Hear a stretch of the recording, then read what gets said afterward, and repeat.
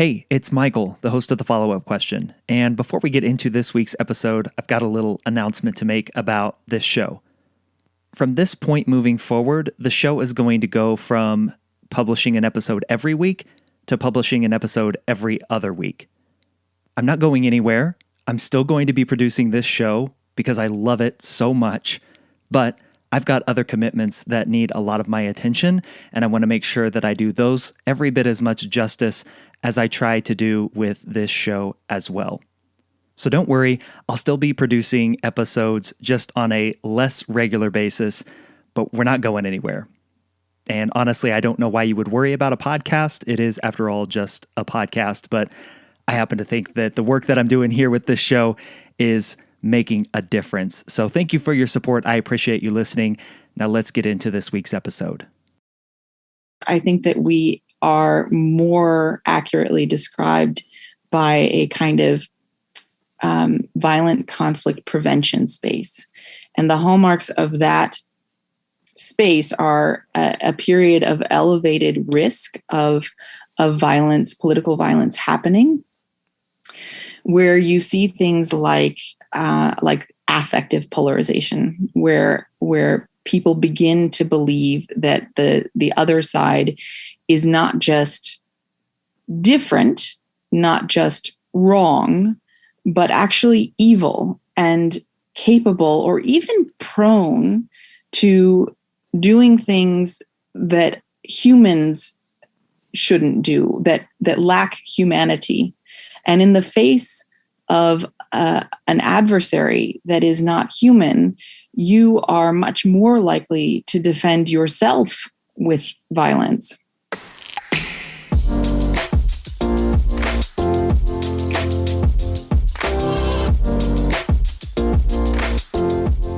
Welcome to the follow-up question. I'm your host, Michael Ashford.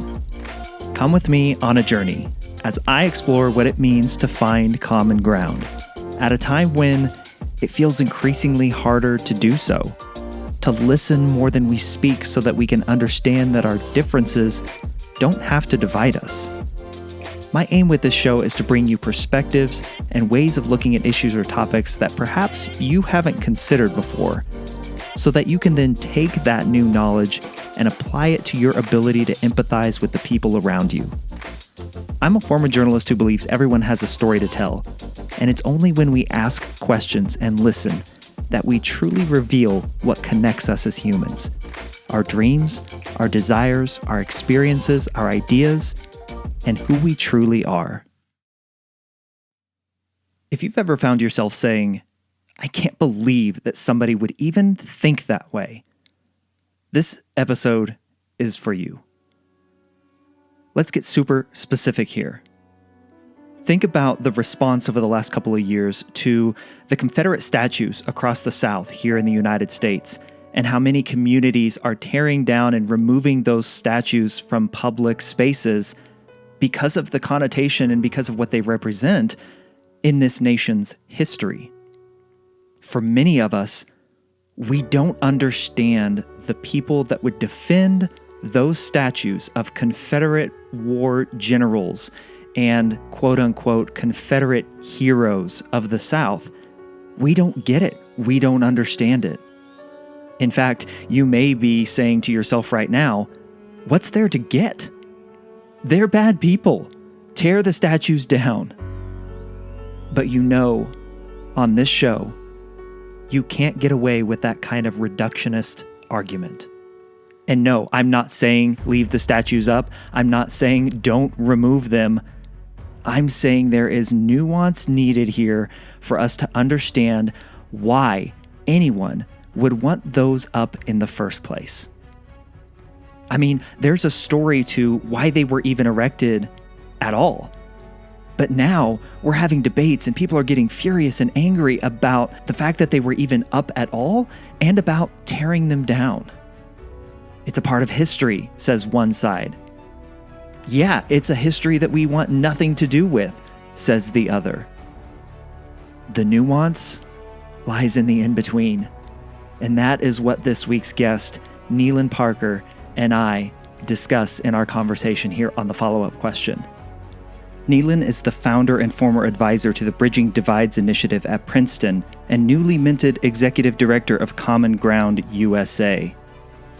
She spent time in post-war countries, post-conflict countries, and as you'll hear, her upbringing provides her a unique look at the current state of affairs here in the United States. We're not at war. The anger and the humility that come out of defeat can bring about some misunderstood emotions. And make no mistake, Nealin and I are not advocating for Confederate statues, but it takes a deeper level of understanding to get to the root of why people care about them in the first place. I want to know more about Lex Vegas. I want to know more about where you grew up and the dynamic that kind of flows into the conversation we're going to talk about here today. What can you tell me about Lexington, Virginia? Do you mean the center of the universe? 'Cause that would be the first thing to know about Lexington, Virginia. It's about 3.5 hours southwest of Washington, D.C. in the Appalachian Mountains in the Shenandoah Valley. And it is truly one of the most beautiful places in the world. And the people from my town and the surrounding area have a sort of deep affection for the mountains and the land and the fireflies, if you ever make it there over the summertime. But it also has a pretty powerful, at least powerful in my life, history, and a very, very complicated one, as many powerful things are. So it is a Civil War town, a town where two of the major generals of the Confederacy, Robert E. Lee and Stonewall Jackson, were notable figures in the town.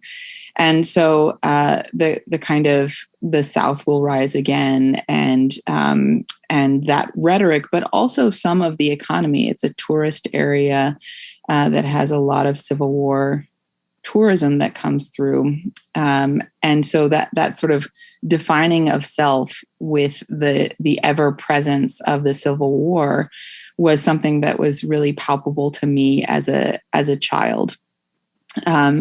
And I think that kind of love of place and of home and the beauty of the area, and also the recognition that this is a place where these mountains have absorbed so much pain, so much inequality, so much violence, so much blood, and then in some ways, the fact that all of that is there, and then the mountains live so much longer, and the trees and the nature grows over this, is its own kind of powerful story, I think. Those complexities that you said you understood as a child, what did you mean by that? Yeah, so I've always felt very grateful for the fact that I'm from this place in all of its complexity, but partially because I know what it feels like to be on the losing side of history. And I mean that in several ways. One is that this town, which is many things beyond its Civil War identity, but certainly that is a thread that continues through and was so powerful. It fought for the Confederacy, and the Confederacy supported overtly and innately slavery, and that is the moral wrong side of history. To be on the losing side of that gives you pause when you are talking about not only your town, but in my case, my extended family who were sort of scattered throughout the South, but many of the men fought for the Confederacy. And what does that mean about your family as a white person in the South? But in addition to that, the South lost the war. So in these two ways, the kind of experience of losing was part of my identity growing up. And that has played a lot of roles for me. And I think maybe we'll get to this later, but I spent years working overseas in countries in conflict, I think because of the importance of this experience in my childhood and seeing the Civil War and the extraordinarily long tail that violent conflict has. But also being able to connect with people who were themselves feeling lost and feeling at a loss, either individually or nationally as a nation. And I remember working in Liberia and talking to Liberians who felt that there was sort of something wrong with them for having experienced a civil war. And my ability to be from a country that won, but a place in that country that lost, gave me a different avenue for connection with people who had themselves experienced war in their own lifetimes.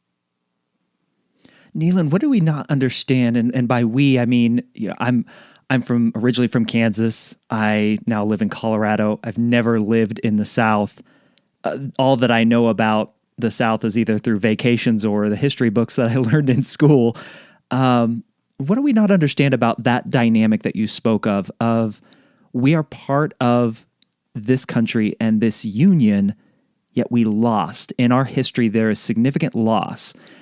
And I guess the question that is rolling around in my mind the most is, what do we get wrong when we say, you lost, just move on? Mm-hmm.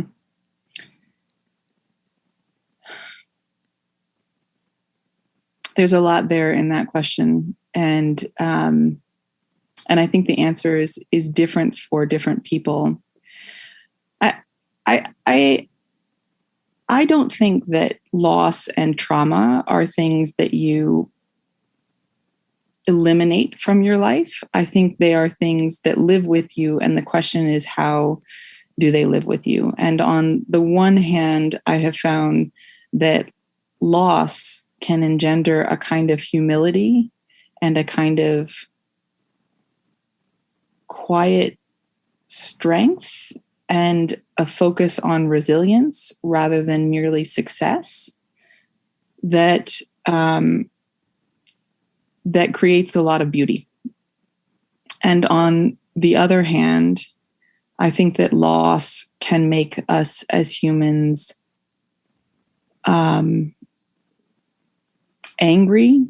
It can make us resentful. It can make us unable to hear or connect with the pain of others and to feel condescended to. And I think you see both of those things on display in the politics that we have right now, well beyond the South. And you don't, in many ways, have to be from the South to know what the different, whatever loss looks like in your place, in your family, in your town, in your region. There are always people who are losing. There are ways that we are losing and ways that we are individually winning. So I think you can access it even if you are not from Lexington, Virginia. But what's, in a sense, I was going to say the word convenient. I'm not sure that that's the right word, but what has taught me in Lexington, what's useful is that this narrative is one that has such an overt loss to it that is experienced by those who won out in the Civil War, who won out in the post-Civil War transition, that kind of, and who lost throughout the entire process, leading up to the Civil War and beyond. That was such a profound and national experience that gives a kind of intergenerational arc to the story. And I think that looking at conflict around the world, that generally what happens in conflict is that there are the kind of injustices and the kind of rupture to a society that is so powerful and so well beyond what you would experience in daily life, that there is a desire to move away from that. But as we've learned with individual interactions with trauma and loss, if you kind of box it up and never unpack it and explore it and sort of metabolize that or help transition it into a way of moving forward, that kind of humility and resilience, then it festers, and it doesn't just disappear. It just lives in a kind of closeted and oftentimes much more destructive form for lack of being aired out. So to me, the kind of move on, the way that sounds to me sounds closer to like, I don't want to deal with this history, but the goal for me is that we actually work through memory and try through sharing of these stories to not eliminate the stories of those who lost. And by that, I don't just mean, at all the Confederate soldiers. I mean that actually there has been a history of not hearing marginal voices, not hearing Black voices, not hearing Native American voices, not hearing stories across the spectrum that are important for understanding how we got to the Civil War and how we don't go back, and how we build a future that's built on the sort of like the best of loss rather than the worst. Really pointedly, then, why the statues? Why has that become such a dividing line? In particular in this topic, we have seen for several years now Confederate statues coming down all across the South, and met with hefty resistance from the many of the people in the South who feel that it is a part of their history and their culture. But help us understand why that it is seen that way and not as an affront to the things that war were fought for or fought against. Mm-hmm. So I think that it's important to see that conversation in a couple of different lights. First of all, those statues themselves are the history of many of those statues is quite interesting because they were quite often not erected around the time of the Civil War, but in the kind of in 1920s, in 1940s, in sort of Jim Crow era, there are affiliations between those statues that go well beyond the individuals and have quite often a kind of continued racist history to them. Mm-hmm. So that would argue for, in fact, making it that much more likely that you would want to take them down, because there's a really strong current of saying, look, I don't want you to take this statue down. I also don't want you to call me a racist, and I don't feel like I am racist. And how can those two things live together? The idea that you would defend a statue of a person who fought for the Confederacy and also really reject the idea that the war was about slavery, or that it was a sort of purely racist undertones. So what I'm going to try to do is give some answers to your question, because I think what you were asking for was to help understand that logic. Yeah. There is going to be in this answer some holes that are not filled, and certainly there are rebuttals to what I'm saying. But I'll try to focus on what I understand for how you could get to that place. Yeah. Because I think that is a hard thing to access for a lot of people. So a couple of different things. One is, in war, there are questions about why you go to war and then why you fight once you're in it. And there's a sort of saying for, you went to war for your country. This is, I believe, out of World War II, but I can't cite you where it came from. You go to war for your country, but you fight for the guy in the foxhole next to you. And what that means is there are lots of reasons why we might enter into a war: injustices, large identity motivations. But when you are in the trenches, you can fight out of defense, you fight to live, you fight to support the guy in the trenches next to you. So there were a lot of people who, when they made the choice to fight, were fighting in part because it was their homes and farms and brothers and sisters who were being attacked by the Union Army. And that sort of very strong personal motivation to go to war was seen to be undervalued in the post-conflict conversation and today. That misunderstanding, and again, I'm trying to illuminate one side of the conversation here. Mm-hmm, mm-hmm. Whenever there is also in a post-conflict, if there's a decisive winner and a decisive loser, as there was in the U.S. Civil War, there's the ability for the winner to tell the narrative of what the motivations of the losers of a war were. And I think that there has been some resistance in those who want to continue to acknowledge the bravery of their ancestors in war, whatever the national narrative, that they are under, that their story is being written by outsiders. And certainly in Appalachia, which is just one part of the South, there is a history of poorer people living in isolation from external forces that would do them harm. And this is, again, across Appalachia, where large mining companies, for example,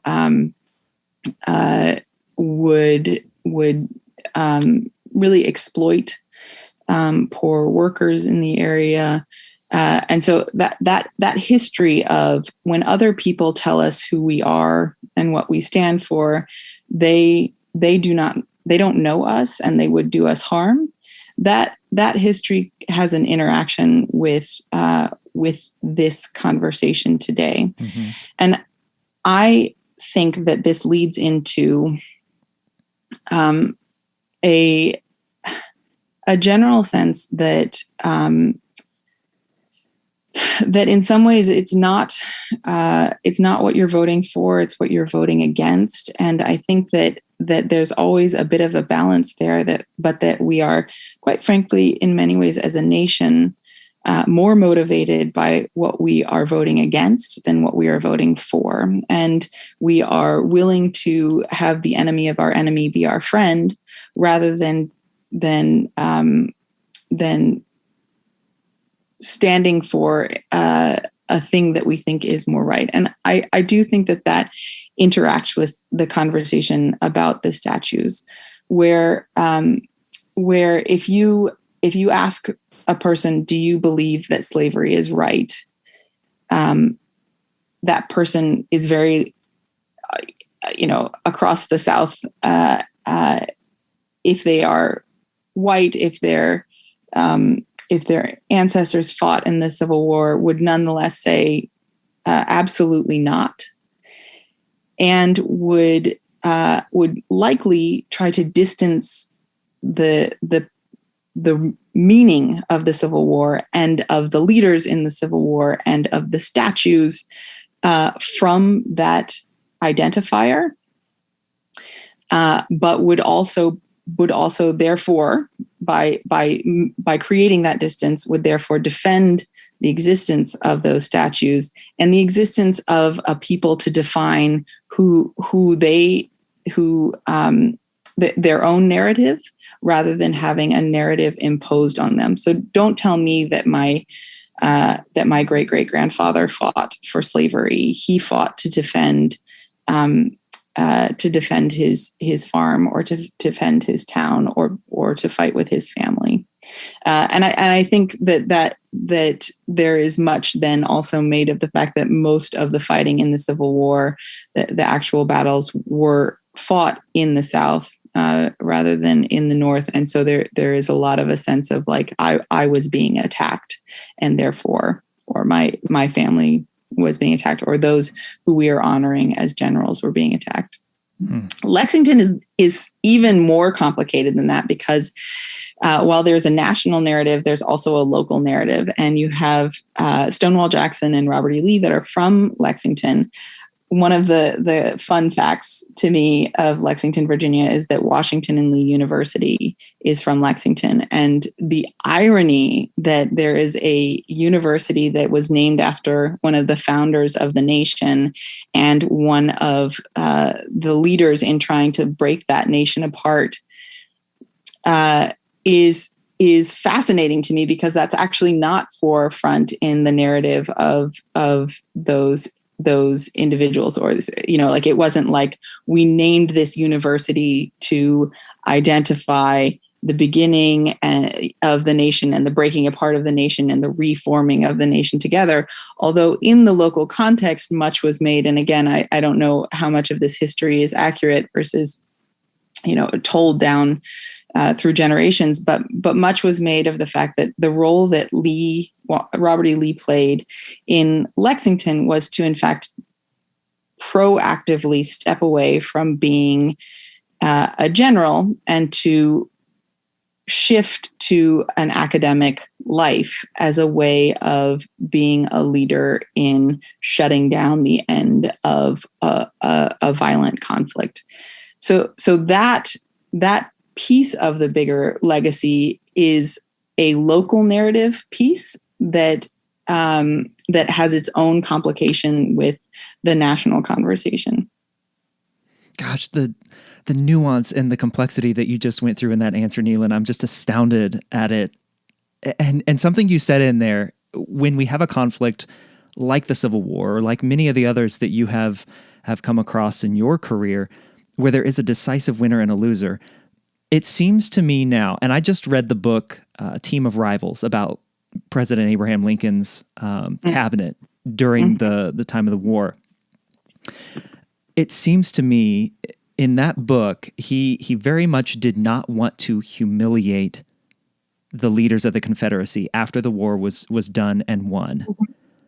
He even at one point wanted the president of the Confederacy to just slip away in the night and, no one's the wiser. Just leave the country and we'll go about our business.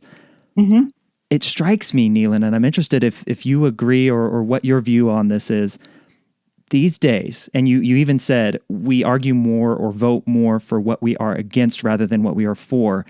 It seems to me that we don't just want to win, but that we want to humiliate the other side in the process. Do you feel that? I do feel that. And I also think that we are, in some ways, we have a post-conflict space, and we have done harm to each other before through our Civil War, but through the legal racial inequity that we kept in place for years after that. There is all of that that is a hallmark of a post-conflict. But in other ways, I think that we are more accurately described by a kind of violent conflict prevention space. And the hallmarks of that space are a period of elevated risk of violence, political violence happening, where you see things like affective polarization, where people begin to believe that the other side is not just different, not just wrong, but actually evil and capable or even prone to doing things that humans shouldn't do, that lack humanity. And in the face of an adversary that is not human, you are much more likely to defend yourself with violence. And so I think that we are genuinely afraid of each other in a way that we are grappling with politically, that we're grappling with interpersonally, that it's becoming hard for us to imagine how you could vote differently from me and still retain standing as a good person. And in some cases, even as a person, that you need to, in fact, be defeated, that your views on the world need to be defeated, resolutely defeated, for us to move forward morally. And you see that in some of the rhetoric. I think it is hard, and one of the gifts, or one of the motivators for me, is having spent so much time in countries in conflict, or working on countries in conflict. I think it's hard to imagine what it feels like to be on the back end of conflict and to want it to end, and to collectively be rejecting war.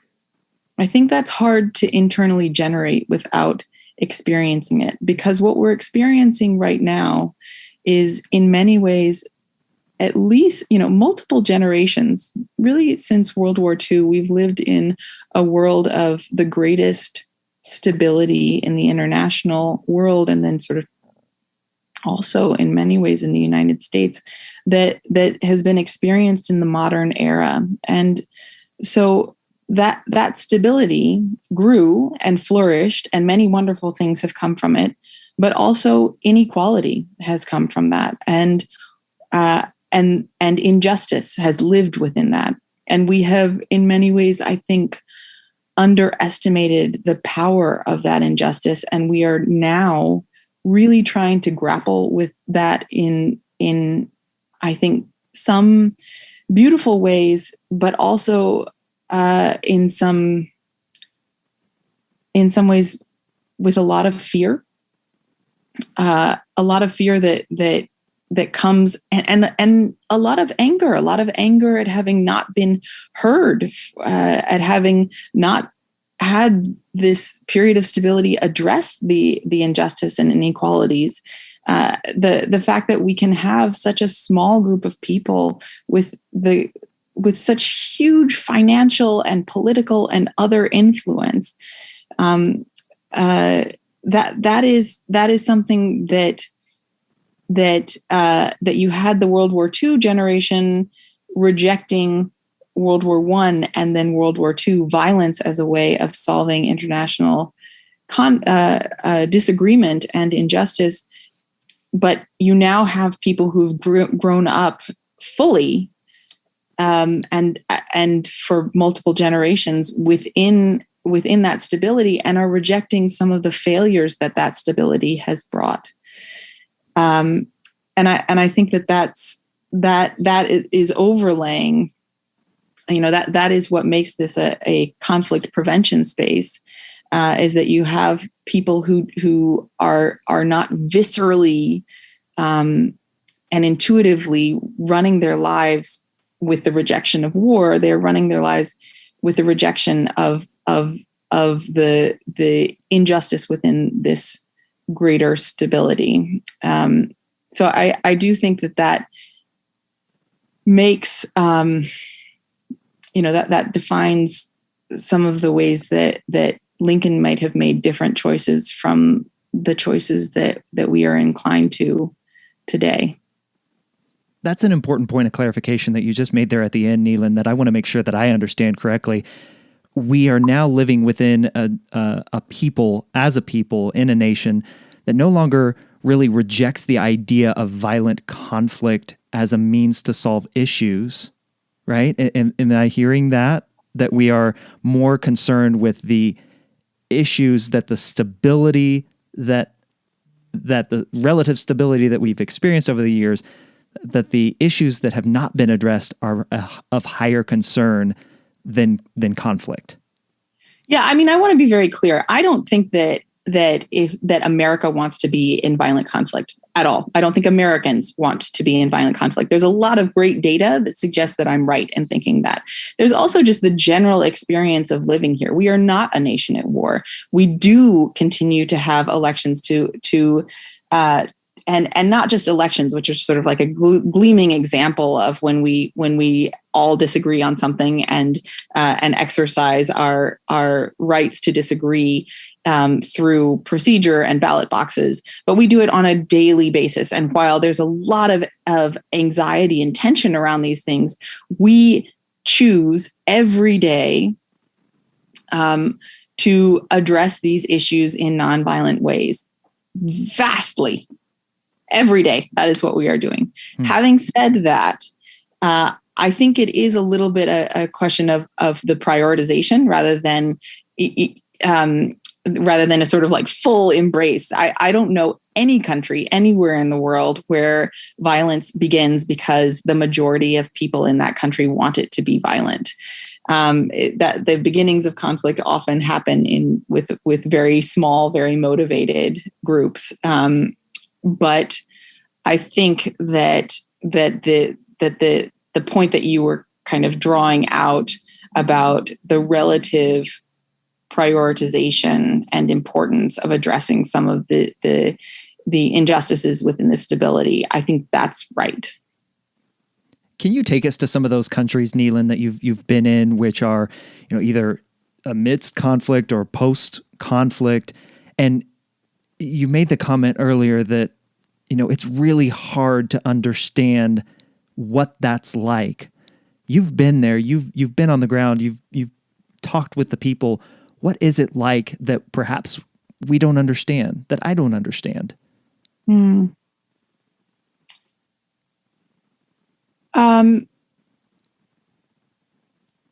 I'm just running through different experiences. There are a couple things that I would say. One is I'm thinking about in 2005 in Liberia during their first post-conflict election. I mentioned Liberia earlier, so I'll keep going with that. Yeah. The country had lived through brutal violence.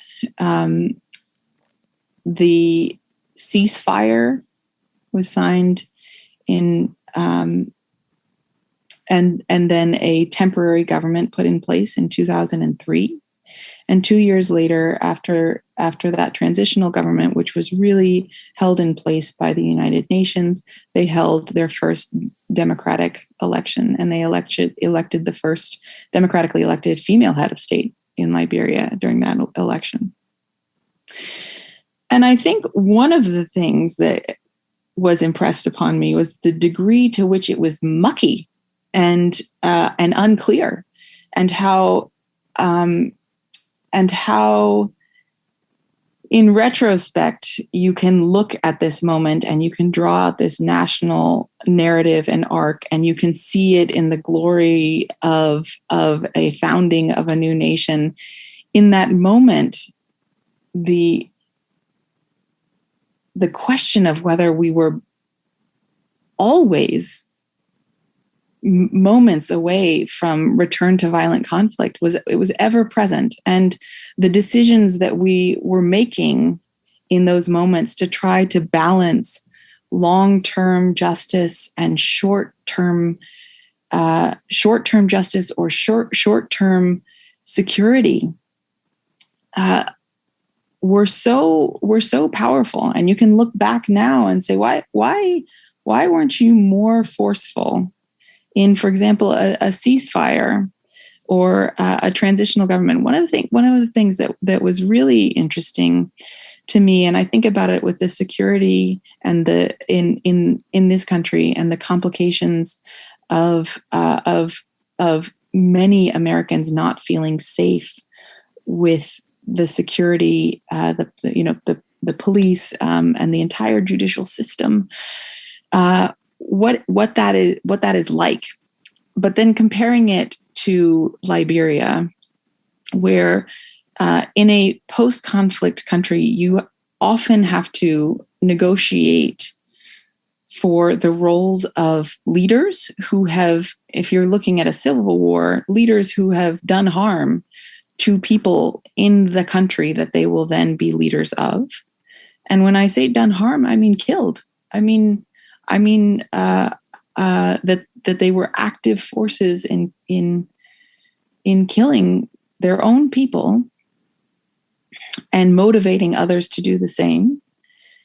So you have to negotiate an exit that feels sufficiently motivating to have a leader make the individual choice to put down weapons that were seen as protecting them and to move into civilian life in some form. And then you have to do the same for the kind of rank and file. So ex-combatants made up a significant portion of the military that was meant to protect the country and meant to protect the election. And those ex-combatants often had political affiliations because the political leaders were their former generals. And so there are horrors that a nation must overcome. There are also unbelievable bureaucratic hurdles that play into what a post-conflict transition looks like, and I think that the kind of daily experience of that, of those horrors, and the way that war shows you how horror can breed horror is something that's hard to keep forefront without having lived it. But on the other hand, the way that horror can breed heroes is another feature of conflict, that you can go through this awful mess of a time, and it is the grace of people that kept life, that kept love, that kept art, that kept each other, that kept humanity, and in some ways that bubbled up into a kind of national heroism. The degree to which, though, those who are fighting for this better future are not either universally in the category of peaceful or having fought in war, that kind of murkiness, that is also, I think, a feature of living through war. And I think that the final thing that I would say is that my experience of war is that it is one in which the greatest injustices I have seen are perpetrated. And that is not to downplay injustices that exist, because I actually don't believe in this dichotomy between peace and justice. I think for long-term sustainable peace, you have to address injustice.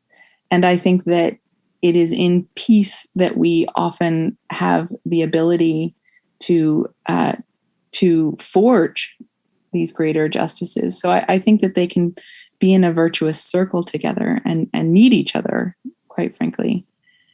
But that the experience of living in war with these injustices is one that I've had a hard time finding the words to motivate, to really really give voice to in places that have not experienced war. That it sounds apologist. It sounds to many like I am willing to accept injustice for peace, I fear. And so trying to draw out the way that, the stories of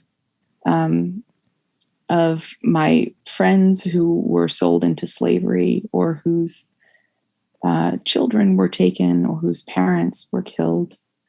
And that in the absence of that, of the war and the polarization and the dehumanization, though that on that massive scale would not have been possible.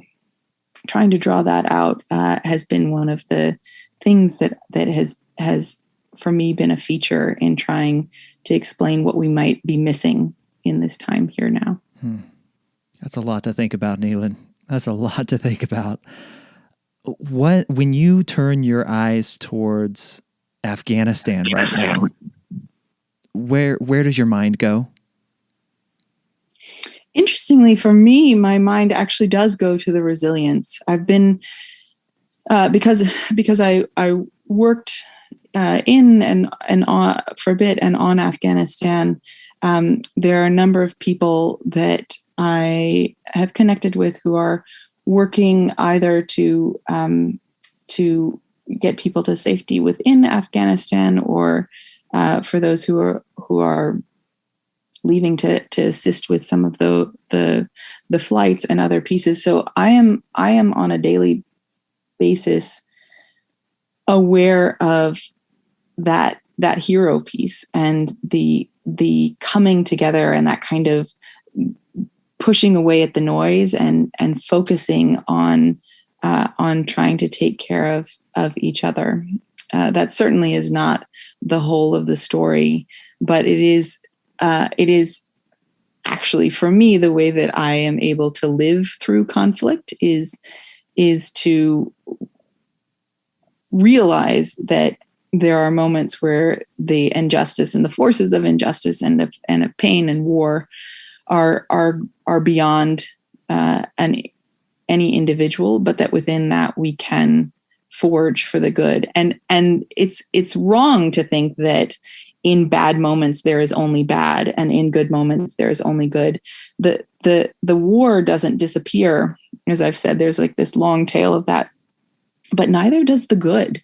And I think you need to sort of try to keep those forces alive. And it's in so many ways an unsatisfying portfolio, because it feels like holding the water, but not building in the same way. But it is in its difficulty, it is as important to keep those lights alive, I think.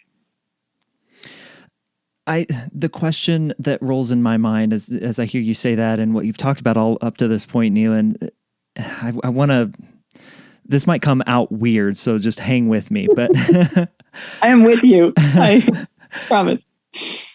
The passage of time, the further we are removed from the conflict, whether it's the American Civil War or the Civil War that you were talking about in Liberia, or even Afghanistan, if the injustices, if the humiliation, if the anger within that defeat is not purposefully addressed, what happens over time as we remove ourselves further and further generationally from the people who had a direct involvement in those conflicts?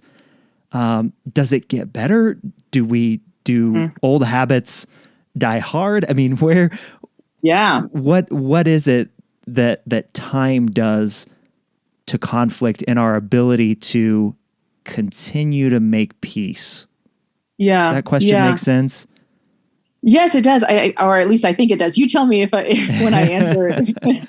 So does it get better? I think the answer is yes and no. And you can really entrench injustice in a kind of transitional moment, and you do really need to fight that, because that can live on intergenerationally. And in the United States, so I think one of the most famous Truth and Reconciliation Commissions is in South Africa, and that was a moment where they said, "Look, we will not." We reject the idea that we will be able to have justice in the sense of accountability for all of the horrors of apartheid. We are not going to, in the Mandela era, we are not going to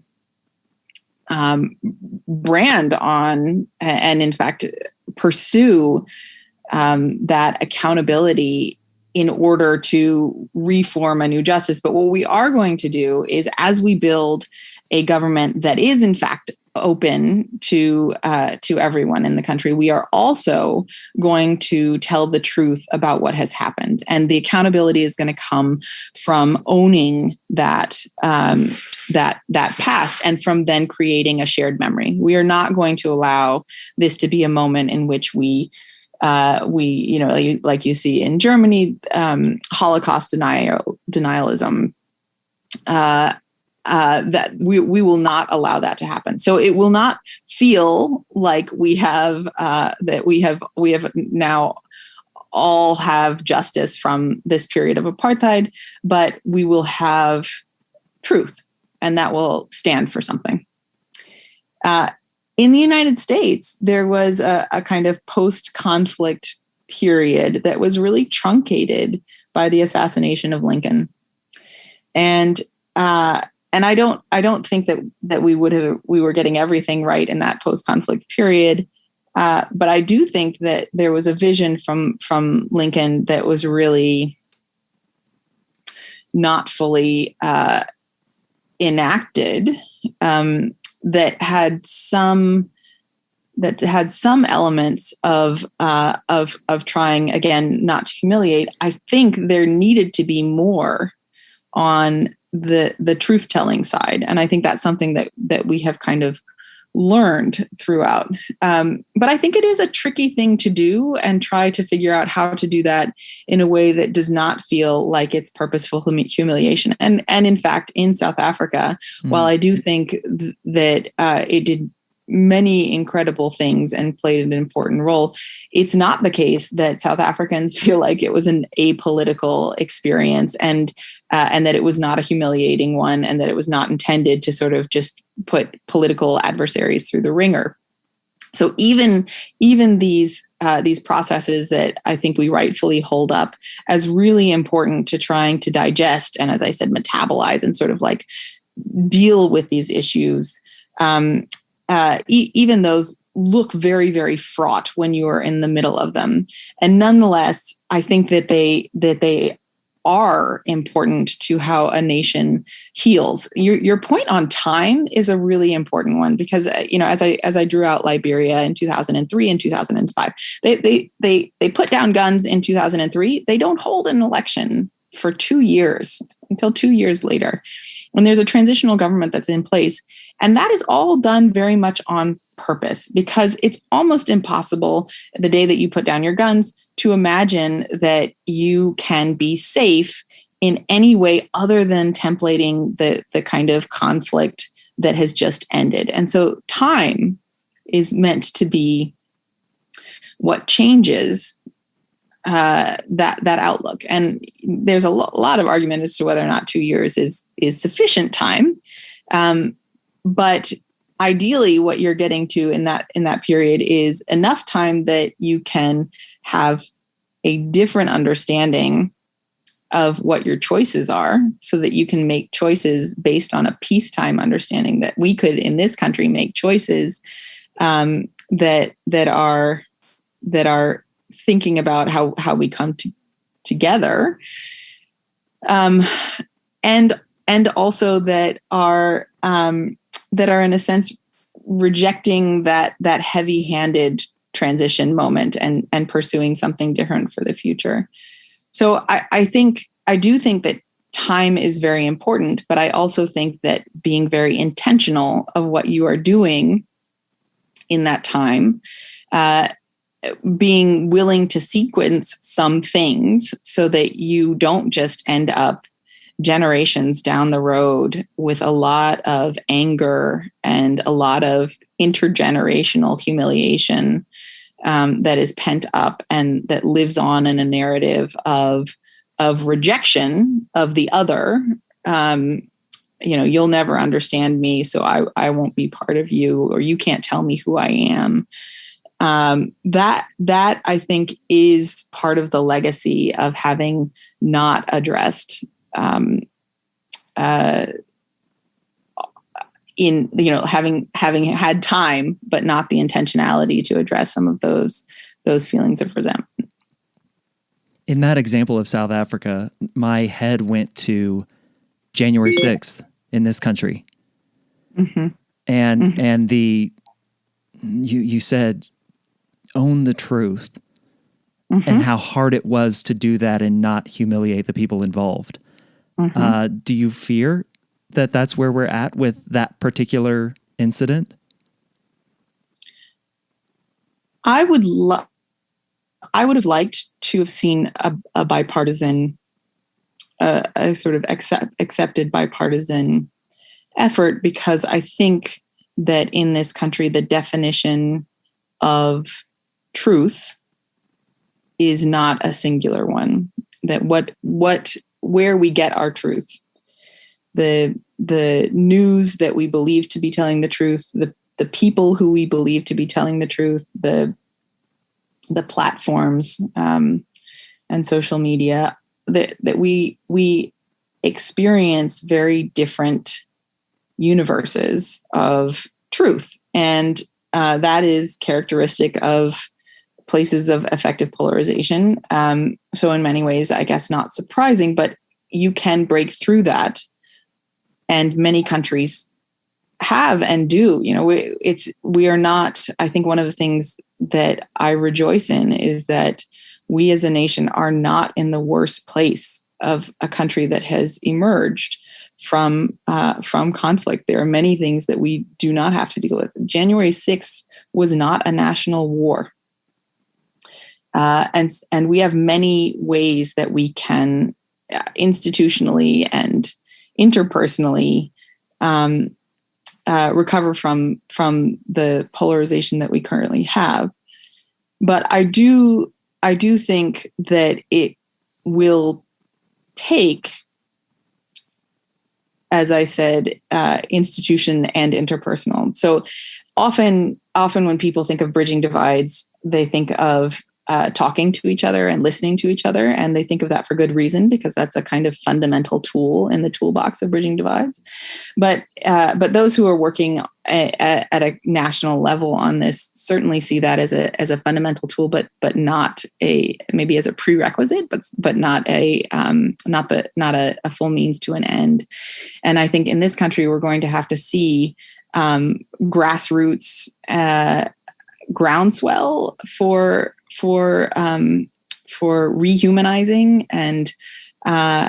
and also we're going to have to see political leadership for that. And I want to say that does exist. That political leadership exists across the country. You see it at the local level, certainly, but also at the national level. And I think we think of January 6th as appropriately as a moment where there was a collective realization that violence was more possible than we'd previously understood. That political violence was more possible, but it was also a moment in which we did not fall off the collective rails, that our democracy did not implode, and that was not on accident, and that was not without effort. And there is a huge amount of resilience in this country that works all the time to make sure that those forces are amplified and kind of carry the day. Love it. Beautiful stuff, Nealin. Nealin, what is a question you wish you were asked more? Um, I love that question.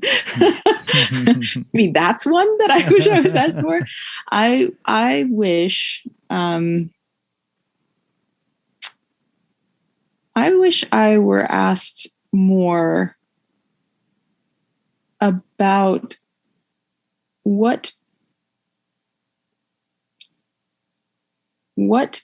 people can do today to make sure that they are in a good position to be resilient in the future. And I think what I mean by that is we often forget how bad January 6th was until we are in a moment like January 6th. And I think I wish I were asked a year ahead of elections, what do I do right now to make it so that when we get to the election, I feel prepared to carry the strength of our democracy, the resilience of our people, the humanity of each other through in that moment where I will need to tap it. So I think I get asked the question. I just wish that I were asked it in a time frame where we have more choices available to us. Can you give us a couple examples? What can we do? So I think that one, every individual, this is something you actually can do right up to the moment, can ask, can pause before forwarding things on social media. One of the features of violence is that there is the initial action, and then there's a huge amount of confusion. And in that period of confusion, you can actually extend the violence by people coming into it. I think Kenosha is a really good example of that, where because of a narrative of Black Lives Matter being violent, there was you had people showing up with guns that were not needed, but actually perpetuated violence. And so that and the kind of underlying piece of remembering that what you are voting against is not necessarily what someone else is voting for. And one of the things, again, that I did right before the election, and I'm starting there because if we start there and then sort of backtrack, I think you get a couple more answers. Is I decided that I would reach out to people who voted differently from the way that I was going to vote. And I would form relationships, and I would ask in that moment, what is it that you are voting for? And I would have a conversation, not to convince, but to try to understand. So I did that right around the election. But if I had done that years before the election, I was, and because I did that years before the next election, the 2020 election, I was able to be in a position to understand and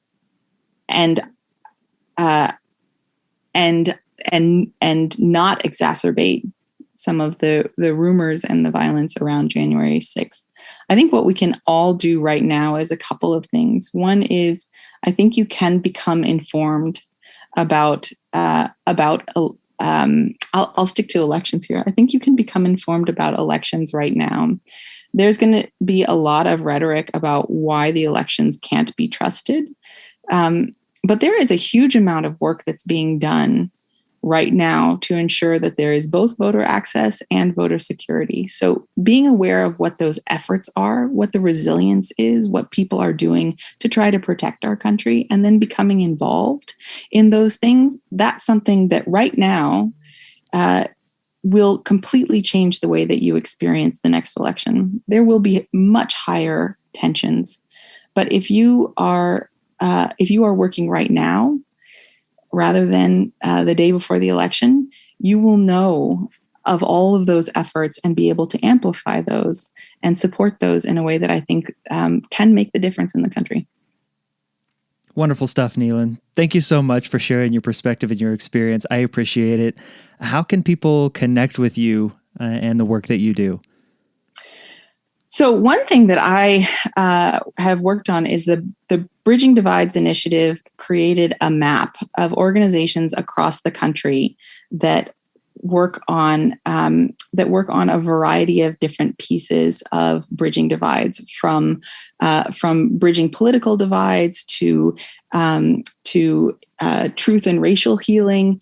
And they exist all over our country. You don't have to be from a big city to be able to get involved in this work. And the thing that you should work on is the interface between what's important to you, which is like one piece of the bigger puzzle. So it doesn't have to be just thinking about elections. It can be anything that inspires you and helps rehumanize or work on supporting the institutions or political parties, whatever you find motivating. So if you go to princeton.bridgingdivides.edu, you can find a map and actually find contact information for all of the organizations across the country, 6,000 of them that we've documented so far, which isn't remotely all that are out there, and become involved that way. Wonderful. Wonderful. Thank you so much. This has been amazing. Thank you for the work that you do and for coming on and sharing. Thank you, Michael. Thank you. It was a real pleasure.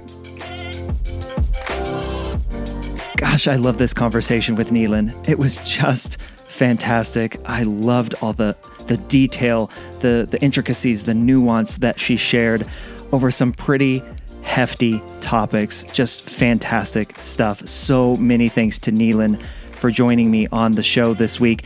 Please do me and Nealin a huge favor and share this episode with someone you know who might find some value in listening to this conversation. It's an important one. I wholeheartedly believe that. Share this episode with your network and help spread the good word about the importance of asking more questions. And if you like the conversations with the amazing guests like Nealin Parker that I have on this show, be sure to subscribe so that you never miss an episode. If you ever want to get in touch with me, you can always email me at michael@thefollowupquestion.com or go to thefollowupquestion.com and reach out there. I'll catch you on the next episode of The Follow-Up Question. And until then, keep asking questions.